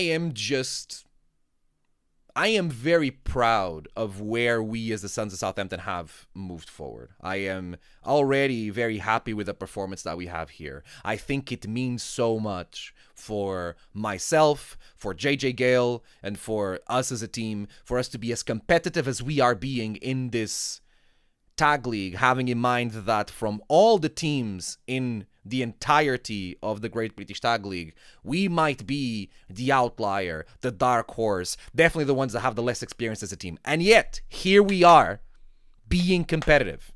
Because my vision was right and I am never wrong. Also, ironically enough, maybe I need to go and give True and Lacey a little help. Nah, Will Caven has got that covered, right? Come on, he never failed. Will Caven is not the kind of wrestler to fail helping out True and Lacey, right? There's no situation where Will Caven would be in the way and actually a burden on the team, am I right? Comparison to True and Lacey, a team with lots of experience, you're having an incredible run. I know. I knew that we would have a great run. I knew that this would work. I knew that this would be the case. I'm smart. I got the smarts, Phoebe. I got the smarts. So yeah, this is Sunday. I'm looking forward to Sunday. I'm looking forward to returning to my home away from home. I'm looking forward to seeing a sea of Sons of Southampton t-shirts. Still available, by the way, if you don't have yours. DavidFrancisco.merch. Sorry. DavidFrancisco.net/merch. DavidFrancisco.net/merch. Make sure you get yours. You can also get the bundle, t-shirt, signed poster, sticker. Come on, you know you want one. And you'll be supporting 2 wrestlers with 1 purchase. The Francisco section will carry you down Barnard Street and into the Witherspoons if you make it to finals. When you make it to finals, exactly. Oh, can you? Oh, the celebration. The celebration when I beat Mills and Joshua. Oh, Mills as well. There's someone on this roster that know how to beat. If there's someone on the RevPro roster that knows how to beat Connor Mills, it's actually me. Michael Loco has nothing on Mills. It's been exciting. It's been exciting. Great British Tag League. I'm very happy that we've been gone so far, and I'm David Francisco, and I make things happen. Anniversary show. After all that happened here, maybe the two highest profile contenders from the contenders division, right? The two greatest success cases from that division. Being on the anniversary show together and winning the Great British Tag League. What a beautiful set I'm going to paint. Just a beautiful scenario that I'm going to make a reality. Can't wait. Southampton. We're ready. We're ready. We're ready. That's a Craig on the Great British Tag League. Before Southampton, on Saturday, I'm going to return to Thanet. I'm going to return to Margate. I'm going to return to Colossus as they have their anniversary show. I have the anniversary show here. Oh, I didn't show this earlier about the Purpose thing. There's something else about Purpose I wanted to show you. Martin Raymondson, the referee for the main event of Purpose. He refed the 30-minute Iron Man match. Last night's... Finally. All right, Deeks, thank you. Last night's main event of Wrestle Purpose was a 30-minute Iron Man match between Nino Bryan and David Francisco. He misspelled my name. We'll get there in a second. There were 3 falls scored within the opening 2 minutes. This will be the one to watch. Do you get it? 3, 2, 1. The reason why there was 3 falls scored within the opening 2 minutes, spoilers, is because Nino Bryan attacked me with a belt.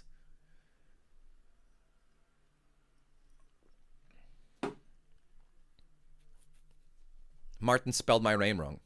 Spell my name properly, Martin. You're still having the odd back spasm, I wonder why. Because Nino Bryan hit you in the back with the belt. What do you want me to say? Francisco with an S. What is this? We've known each other for a decade now. I'm going to have to wait for these things to load now. Oh, this is all programmed and then the thing crashed. I'm going to have to wait for this to load again. Anyways. This Saturday, I'm returning to Margate for the anniversary show of Colossus. Great promotions. They're all born in August. We all know that, right? There's this one right there, and then there's Coastal Clash. Coastal Clash 2, I was part of Coastal Clash 1, the main event.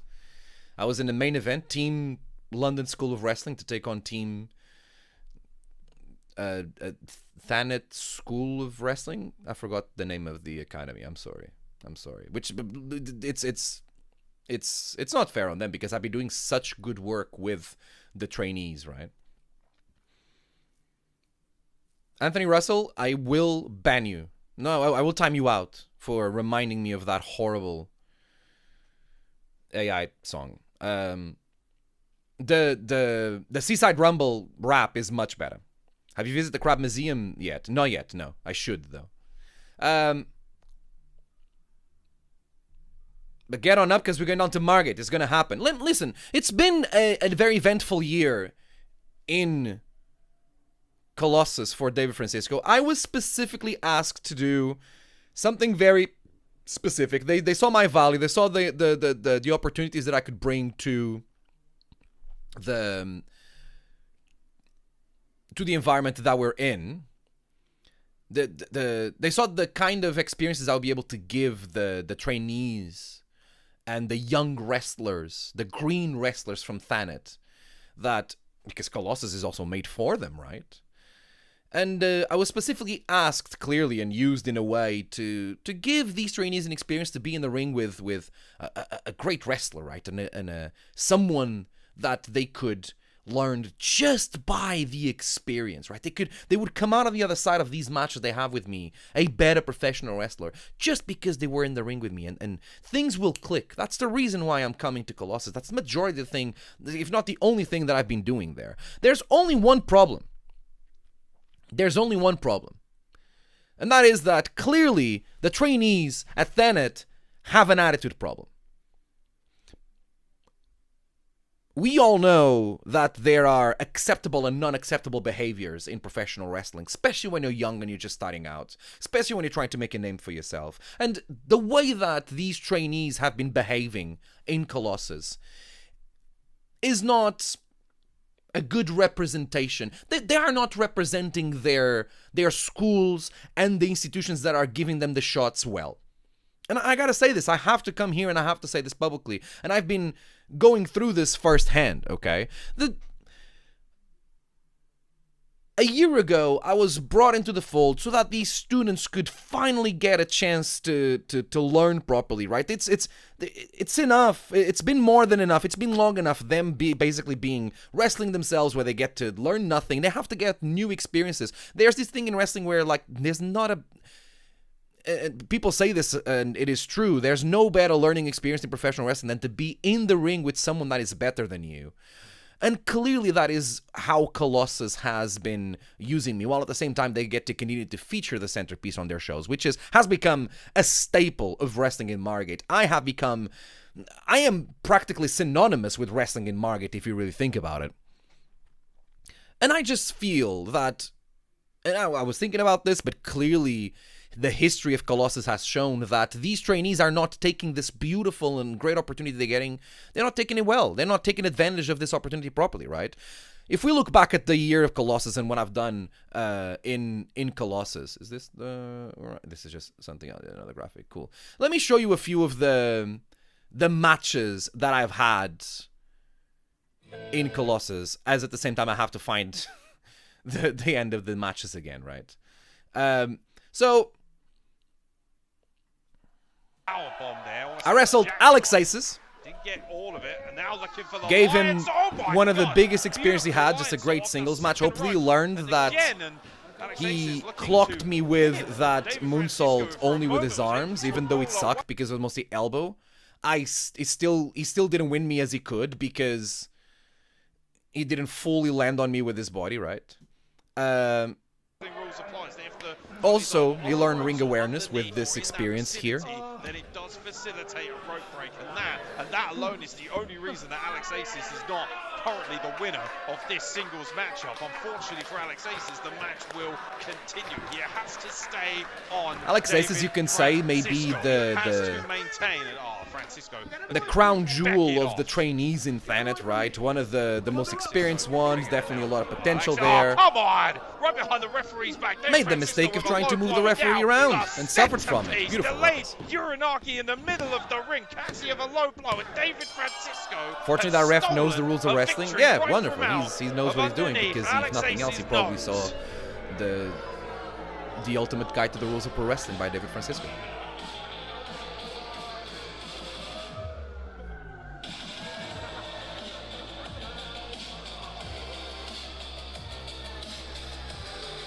In the space of the 2 minutes I showed you, Alexis was immediately able to learn 2 lessons, which I'm very happy for him. And then this continued. More people wanted to have the same experience of just, more people wanted to be in the ring with me. And I commend that I opened the arms for everybody. So I basically turned this into an open invitational, right? What's happening is that I have done the Thanet Open Invitational, where I'm inviting wrestlers and trainees from all around the region, faces in Colossus that want to learn and make a name for themselves and really take on the opportunity that's presented in front of them of being in the ring with someone, a genius of the ring like I am. And I've continued this open challenge, and more people have wanted to take advantage of that, right? Alex Aces was the first person to take that challenge. He proved, I think he got a lot from that experience. After this, I continued to have my open challenge open, and more trainees and young wrestlers wanted to take on that opportunity, including people who wanted to create an impact in their first matches in front of the biggest audience they had, like it was the case of Christopher Rook. Sorry, the Wicked Rook, Christopher Lore, yes, that. Like it was the case of Christopher Lore. Welcome back Pro Wrestling. Continue this match. Referee Matt. Only two, just two. Well, only two, says referee Matt Terry, but clothesline delivered to David Francisco, and he's Christopher Law going to deliver an upset like no other here at Pro Wrestling Colossus and knock off David Francisco. Just the fact that he was in the ring with me immediately made him one of the biggest pro wrestling stars in the southeast of the UK. Oh, look Pay out. attention to Big the old referee. splash attempt there. Nobody home for Christopher Law. And the biggest lesson that he got is that he needs to take advantage of the openings when they come in, because he took so long and played so much to the crowd as he was going for that splash, because the ball was going to fly. I was able to see it coming, lure him in. Everstone kick, followed by the ruckus, and that's another win for David Francisco. Christopher Law. I'm going to time TV out. Ultimately, this came down to a matter of the small things. The referee's flight was missed. Another great instance and another great example of me being with the ruckus, and so that means that your winner here of me this afternoon opening is, my of course, arms and doing David something for the Francisco, scene around, centerpiece right? to notch another. And then afterwards was Xenothan. It wasn't supposed to be. Someone else had to respond to my open challenge. But then on the day he decided not to show up. We're gonna go around and go back to that, okay? So Xenothan said, okay, this is my turn. This is it. This is gonna be me. Have I won here already? I have. To win. Good Vulture, just picking at the bones. You did well, Zen, but someone's got to stop this. So, just And stop these trainees, after by now, stop these trainees to were the already head. being a little bit ungrateful in the opportunities Just that they pull him had up by to the be in hair the ring out. with me. And this situation here with Xenothan was he finally hit him another with that ruckus. great example of it. There's no urgency to win. What a POS. I wish this was going live on YouTube. I would say. Well, it is live on YouTube. Damon Moser, you got a problem with that? What's he got here? There's the hold. Isn't abusing birds illegal? He's not a bird. He's got slow movements. Has him with that rear naked.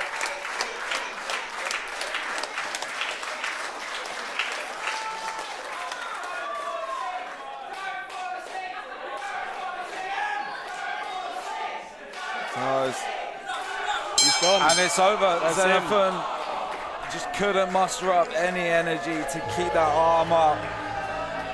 What a performance. What a performance. What a performance. TK Got the win with the Medama clutch. He What's the name of that hold, by the way? The Medama clutch? He just didn't Medama. have enough. I feel like there was some moments he could Medama capitalize on a bit more, but your winner, David Francisco, remaining undefeated here in Pro Wrestling Colossus.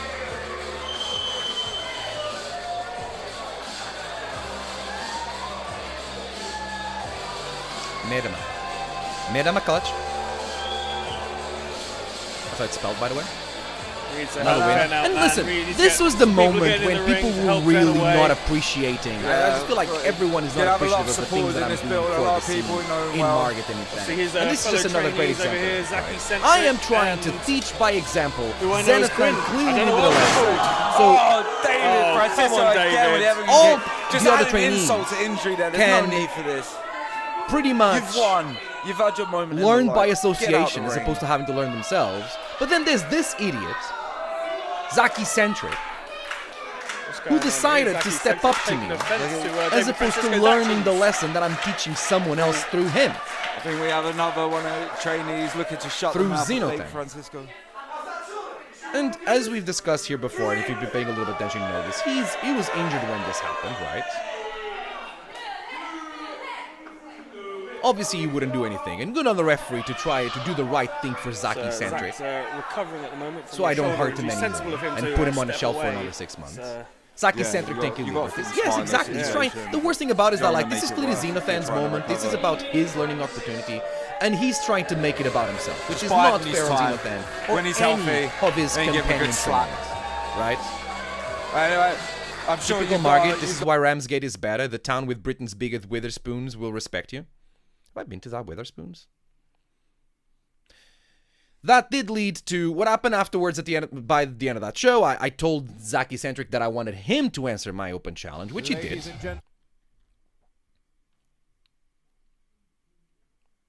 Eccentric goes. I basically told him that Zach Eccentric. if he was able to last 8 minutes, Exactly. David Francisco, he knows then what he's doing. He's weakened that arm. He's softening it up. he would have my spot in the Rumble by the Sea. I think he's just calmed down In the Sink or Swim Rumble. If he's able to beat me in these 8 minutes, that's it. I'm not coming back to Colossus anymore. He's beating them with experience, not grace. Kicks him in That's the it. midsection. TK's timed out. Francisco goes down. Zach Eccentric is going to have to kick it into a higher gear if he has any chance of winning this one. That's a lot. With less. Some shots. Big punches to the face.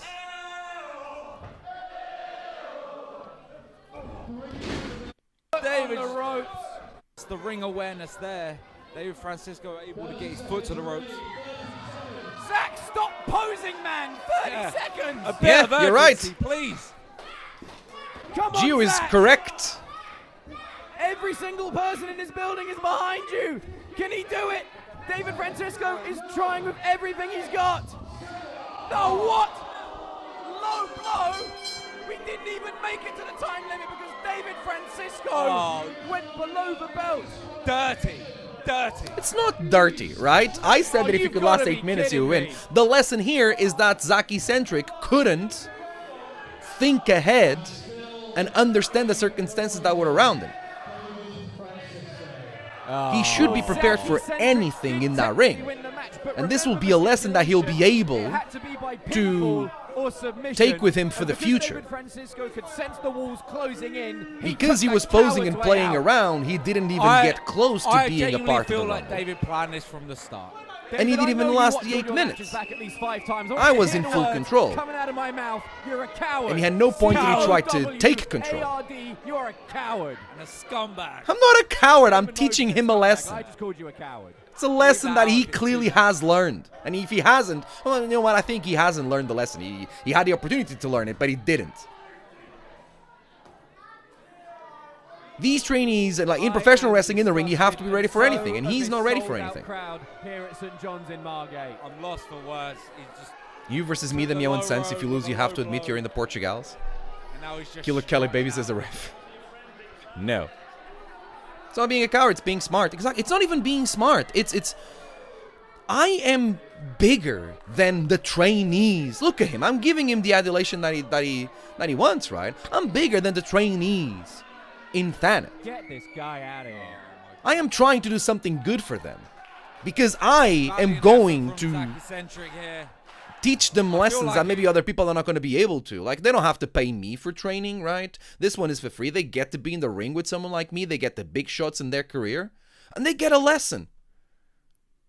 I keep going to Colossus and I keep putting together tons of lessons for it. I maybe do a short on this. Here's the lessons that I've taught to everyone in Colossus. I'll watch this back. And this was just another one. Zach Eccentric made it so much about himself when he was playing around and everything that he forgot that I couldn't just low blow him and stop the match at any time. I can get myself disqualified and stop my match at any time, and I don't lose anything. He loses everything. Far from me to question the methods, but can lessons be taught without taking him to the Dick Punch City? I suppose it's an efficient method, though. Tell me he's not going to forget this lesson. In my times as a referee, I didn't put this, I forgot to put this in the presentation last week, but in my times, David, I'm a trainee now. Can I answer the open challenge? That is up to the team in Colossus. You have to go through the team in Colossus. This is not a surprise. I know. Sometimes I know, sometimes I don't know. Like, have you seen sometimes things are announced? There's a process to it, and you have to go through the process, right? What was I saying? Oh yeah, answering to Anthony Russell. I didn't put this in the presentation last week, but one of the matches that I've reffed that I mostly remember that I'm more proud of when I was a referee in Portugal was reffing El Generico versus one of the Portuguese wrestlers that was getting a shot at wrestling one of the biggest indie stars in the world at the time. If you don't know El Generico, it was just this masked wrestler from Mexico. Just really, really good at professional wrestling, like seen as one of the top wrestlers on the scene.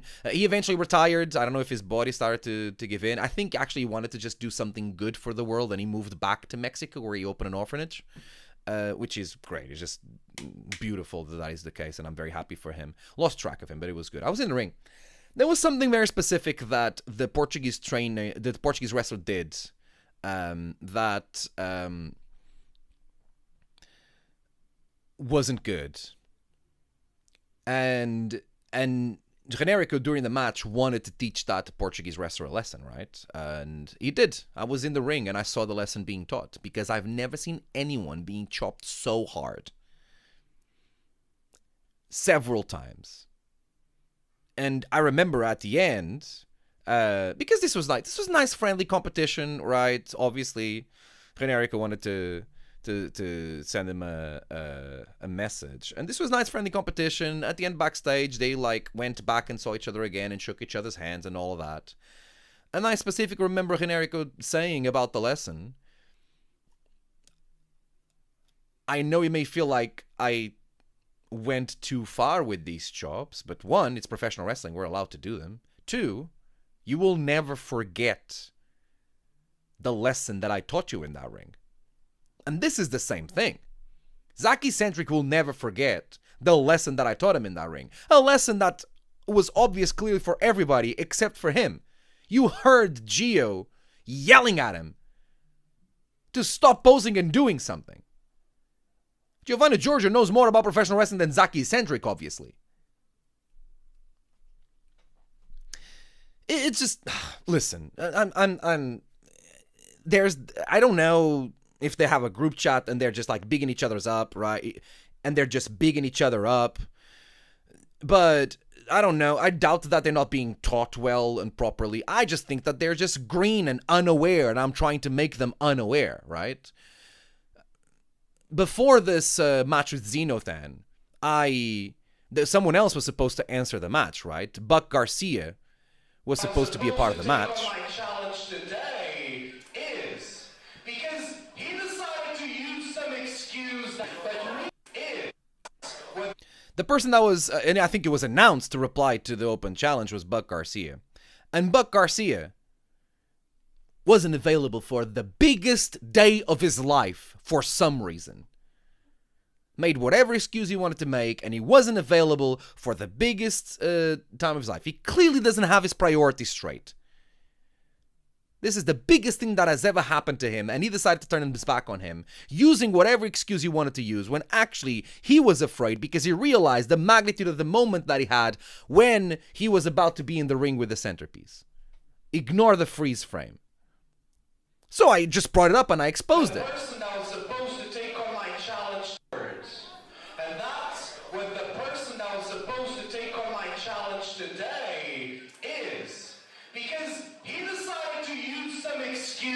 But we all know the reason he made that up is because he didn't want to stand in his ring and face the centerpiece. I know, I would boo him too if I was in your position. I get it. So, do you remember seeing you as a ref in WrestleForce? Yes, I had a minor ankle injury, I couldn't wrestle, and I was able to continue being involved by being a referee. So, in the day of the Sink or Swim Rumble, as I'm in the ring, again, dishing out lessons to all these freaking trainees,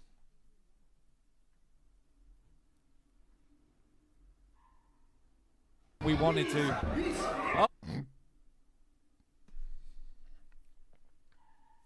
I wasn't aware, but apparently Buck Garcia was one of the entries in the Rumble. Way more of Jordan than we wanted to. Oh, Alex Aces avoids the ruckus, but David Francisco avoids the Saito. Big punch to the face, and another. Tristan Stone picks up David Francisco. But Never David Stone, Francisco Tristan Green. fights his way out. Big left from the southpaw. Seth Randall is another one. We'll talk about that another time. Big left hands from David Francisco there. Some lethal left hands. Quite impressive to watch.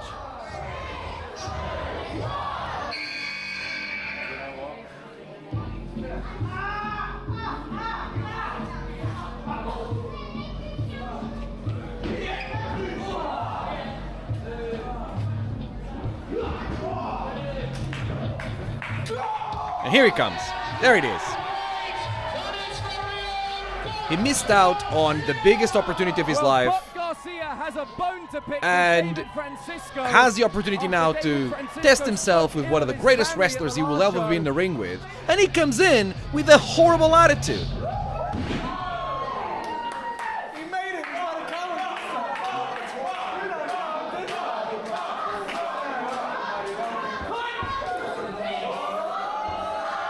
Uh-oh. And then this bunch of And now David is just being passed around. You must be loving this, Moser. I am enjoying it, I'm not gonna lie. this bunch of West Coast Francisco hits the canvas hard. this bunch Buck of West Garcia Coast lines him males up and stomps get his together head right into and the gang canvas. up on me. No, no way. Buck Garcia with an absolutely huge upset. Francisco's been eliminated! Damon Moser just about leapt out of his seat. I feel like I've just won the Rumble. David Francisco It clearly can't wasn't believe fair. it. Not sure Buck Garcia can I mean, it believe was it. fair. It's the Listen way the to Rumble- how happy the- this crowd are. The rules in the Rumble go. Yeah, I know But you clearly are, they've arranged you this are before. professional to the bone, And they but continue you to must not be understand the pleased great as well, opportunity they surely. have by being in the I ring am with them. completely impartial. I don't know what And you're also, talking about. Margaret That doesn't Swell understand it says either because you've otherwise. seen the But way we continue that with the they Rumble. reacted to this elimination. I don't know what else to do. I am, out of the kindness of my own heart, I'm dedicating so much of my bandwidth to trying and helping these people, and these people just don't want to be helped. They clearly continue to reject any efforts of trying, any resemblance of trying to make them good enough and to learn at this. I'm going to continue. All right? I'm going to continue to do what I have to do, okay? I'm the adult in the room. Clearly, I am the only person in the room that is mature enough to actually understand what's happening here. And, out of the kindness of my own heart, I'm going to continue to educate and contribute to this next generation, even if the next generation continues to refuse my help. Because clearly, I'm the only adult in the room, and that includes the crowd. I don't think I've seen so much immaturity, so concentrated in such a small space as I have lately when I go to Margate for Pro Wrestling Colossus. That's a conversation for another time. And that continues. My efforts of doing what's right for the business and for the generations to come continues this Saturday, as I am going to be featured in the anniversary show of Colossus, Coastal Clash, and finally Buck Garcia gets the thing that he ran away from last time he had a shot to have it, and that is the opportunity to be in the ring with the centerpiece, the opportunity to feel what it's like to be under my spotlight. I don't just say this out loud like it's some sort of catchphrase with no meaning. This is important to them. Everyone realizes how important this is for them. If it wasn't, they wouldn't be getting the chance to shine like this. The only people that seem to not realize the importance that these moments have is the Thanet locker rooms. So I will continue to make an example of this bunch of degenerates until they finally wake up and realize the mistakes that I've been making. They can either come and apologize, or I can knock some sense into them. It's their choice, not mine. Either way, it comes from a great place. Either way, I am doing it because it's the right thing and it's what the scene needs. And I am happy to be what professional wrestling needs. It just looks to me like in Thanet, what these trainees and these green wrestlers need is some tough love.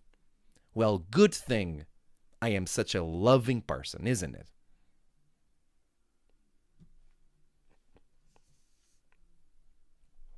Catchy chant, though? Yeah, you're funny. They are mean, G. But it's fine. Like, people are just jealous, you know? Like, how many times do you see people just responding with negativity to stuff that is positive to them just because they don't want to admit they're wrong or, you know, they feel threatened and, you know, they want to continue. They prefer to be the big fishes in the small pond as opposed to risking growing to a bigger pond or jumping to a bigger pond so that they can grow. There's no room to grow when you have a small attitude. What do you want me to do?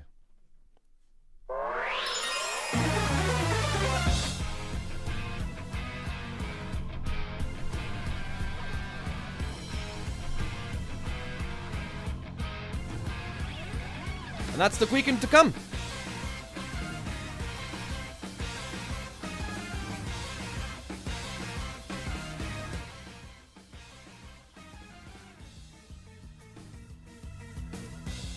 I'm looking forward to it.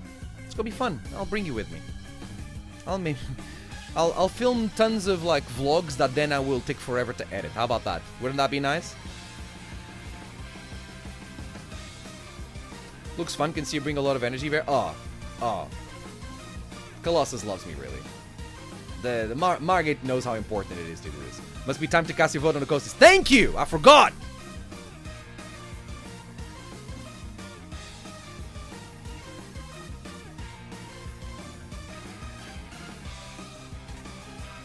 Is it on the link tree? Where is it? Where am I gonna find it?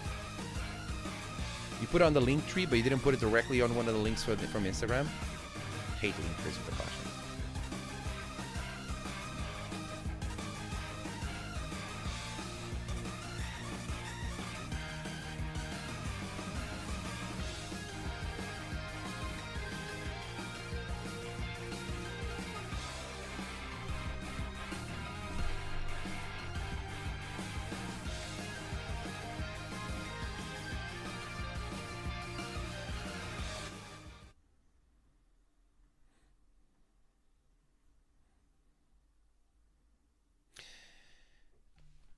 As a way to celebrate their first birthday, anniversary? It would be anniversary, right? Not birthday. That's the right word, right?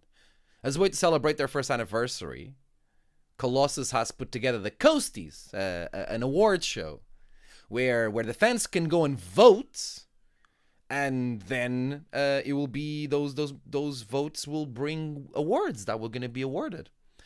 Because obviously, the best way to determine what's good and what's bad is through a popularity contest, right? Some of the categories, for example, are Match of the Year, but is it really about Match of the Year, or is it just most popular Match of the Year? Is it really Moment of the Year, or is it just most popular Moment of the Year? Do the fans, can we trust the fans and their ability as critics? Is it fair to do that, or whoever is most popular ends up getting more votes? There's a debut of the year. Is it fair to say that it's the debut of the year, the most popular debut of the year, right? One to watch. What we're gonna do, we're gonna put that to the side and just the logic of. Give me just a second, gang. Actually, no, it's fine. We're gonna put that to the side and that logic, that irrational logic of. Mixing of trying to make official awards being voted by the population, which means as well people can just ask for other people to vote themselves. On awards like these, you can just ask people to vote for you, completely deviating the votes and taking credibility away of any sort of award that goes. That uses popularity as its number one decision making. No, that's okay. That's okay. I think the Colossus are telling on themselves, but you know, here we are. Let's have a look at these. This is the first time I'm seeing this, by the way. Let's have a look at these categories and the awards. I'm gonna vote live, by the way. I'm gonna do this here, and we'll vote all together, right? Obviously, people want. I've already been told that it's gonna be really funny when I watch the choices and see what it is, and like, yeah, wonderful, cool. Yeah, here we are again. Nope, there you go. Right. Match of the year: Connor Mills versus Alex Aces, Alexander Roth versus Jordan Breaks, SJ Randall versus Connor Mills, or from the Christmas show, Nino, TK, Jordan, and SJ Randall versus Amira Barrel, Ben McDonald, Chris Oakes, and Jordan Saeed. I am going to vote for Alexander Roth versus Jordan Breaks. Very good. All these matches are on TK Cooper's YouTube channel because TK uses Colossus to farm viewers and subscribers, as opposed to creating its own YouTube channel like a coward. Moment of the year: referee Matt Terry body slams TK Cooper. This is referee interference, and it should not at any point be seen as having any level of popularity. It's not. This isn't a good moment. Not even a good bad moment. Northdown Johnny has a beer bash with Chas Samuels and eliminates him from the Sink or Swim Rumble. That's pretty good, to be fair. That is very good. Yes, all the sub 100 views videos I'm absolutely desperate for. Yes, you are. I know you. I know how you are. And Mira Blair doesn't understand the concept, even though she assured us she did, of the buried treasure match and makes the kids give away the money they were supposed to win. This might be my favorite Colossus moment. Is this on footage, by the way? Do you have footage of this? Is this on your YouTube channel? David Francisco gets stuck in this jacket. This is one of the most iconic moments in Colossus, and it's just so funny that the way they promoted the next show was by showing this moment, because me having a bad moment in a snafu is more popular and gathers more attention than other people having good moments in Colossus. Isn't that interesting? The Seagull debuts, but immediately gets eliminated by Connor Mills. This one is my favorite, actually. Because that Seagull, me and that Seagull, we're gonna have to have words. There's a problem here, and we're gonna have to have words. So I'm going to choose this moment. Debut of the year: Michael Oku, Rumble by the Sea, absolutely aura farming, just trying to realizing the Hollywood Michael Oku realizes that something is hot and very successful and tries to make that about himself. Oh, this show is going to sell out and have a lot of attention on it. Let me go and make it and sneak in so I can say that it's because of me. Stephen Wolf feed him to the goals. I think Stephen Wolf was a great... he was a huge positive to the scene in the UK, not just for RevPro when he was here, and this was another good example of it. Christopher Lord feed him to the goals. The Rodents in Invasion of Body Slammers, and a Mira Blair and Pile driving home for Christmas. Mira Blair ruined kids' lives forever, traumatized them for life. The Rodents that apparently are just a rodent, right? And Christopher Lore had maybe the most iconic match in the history of Pro Wrestling Colossus. So clearly,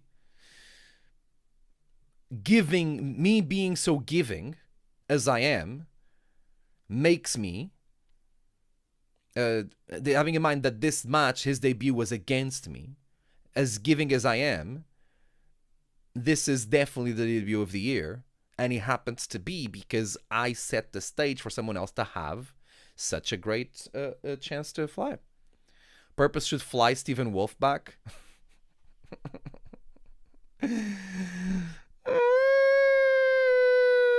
Breakout start of the year. Go on, David, we'll split the cost. We'll put in 49 pounds. Nothing beats a jet to a holiday. Breakout start of the year. Big Country Ben McDonald, Alex Aces, Rockstar Pulley Adams, Chris Oak, and the headline SJ Randall. Is there an underrated thing here? No, there isn't.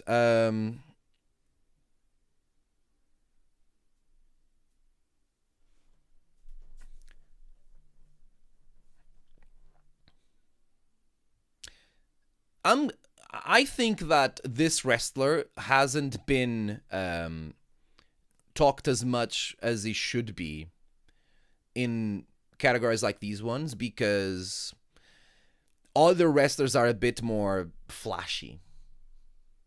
You know what I mean? Other wrestlers tend to have more attention put on them because they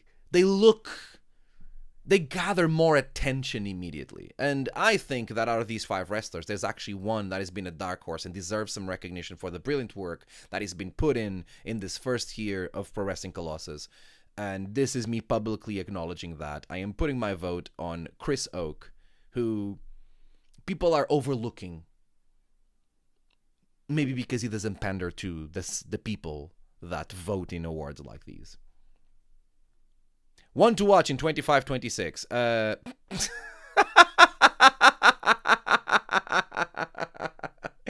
What are these options? What the hell is this? Tristan Stone?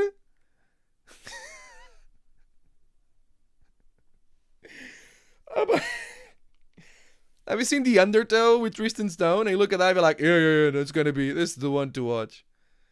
I don't even know who Alex Torres is. Is he Mercedes' boyfriend? Buck Garcia. I don't know if he'll be around in 25-26 after the embarrassment that I'll give him at the match on Saturday. And Zaki Centric. We've seen enough of Zaki Centric to know that if he's the one to watch, it's not going to be in the ring, right? He'll be the one to watch out for, as you have to get up from your seat so that he can sneak in because his seat is in the middle of the aisle. Middle of the row? His seat is in the middle of the rows. Wearing my Jordan shirt in protest now? Alex is a girl, David? Wow. Yeah, is she Mercedes' boyfriend?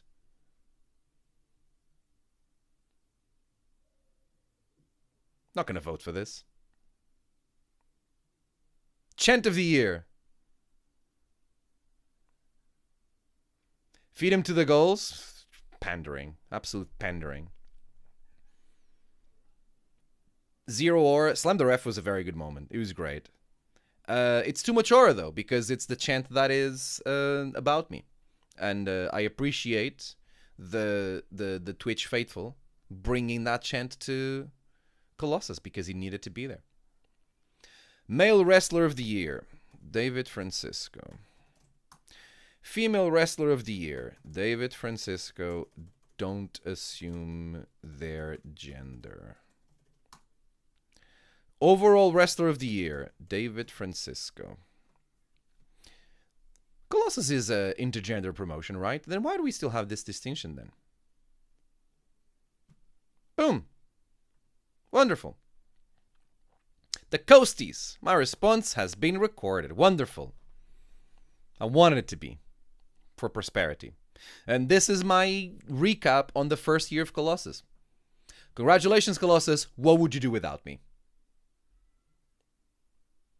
No votes for you? No. Fake fan? Who, Emily? Yeah. Just wants to make it about herself.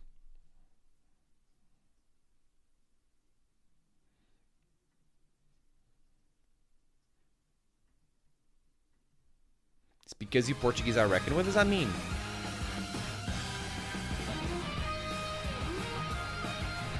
You would be happier? With what? David is an NB body.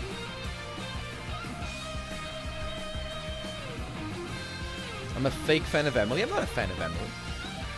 Emily is a fan of me. That's why she started the David Francisco fan group, the Portugals.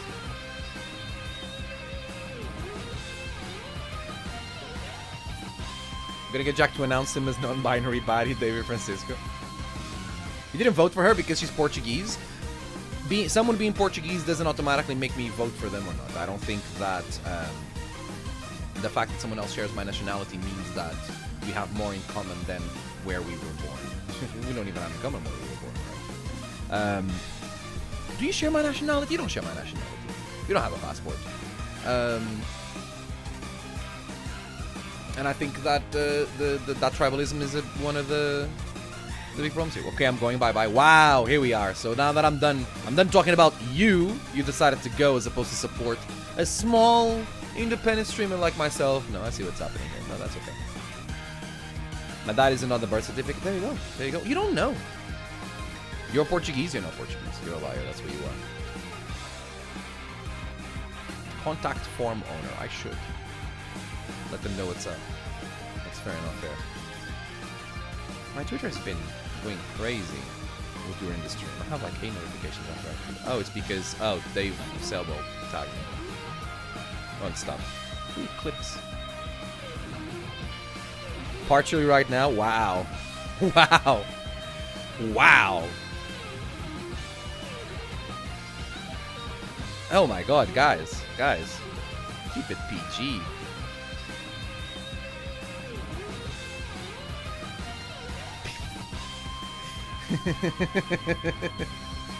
Also on my I just on Blue Sky, awfully waffly wrote people who do 7 out of 10 accounts. And listen, I stand by it. Let's say it again, that's true. Talking about Mini Tuga? Yeah, sure. Right. That brings us to 8 o'clock. I did start the stream a little bit later, and I'm gonna go. I'm gonna go now as well, Emily. Thanks very much, everyone, for always being on that side. I really appreciate it. And I will be back here next week as we celebrate the winners of the B block, the Sons of Southampton. Can you imagine the party? Can you imagine the celebration? Make me dinner? What is this? Thanks for being there on that side. Appreciate it. If you don't yet, how about you follow me on your favorite platform, whichever one it is.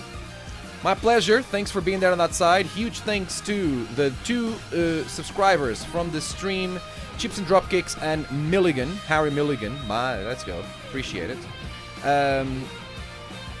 And everyone that subscribes and continues to support. I'll see you all around, and I will see you here Monday for another stream. Let me finish this before the ads start. Cool. Bye.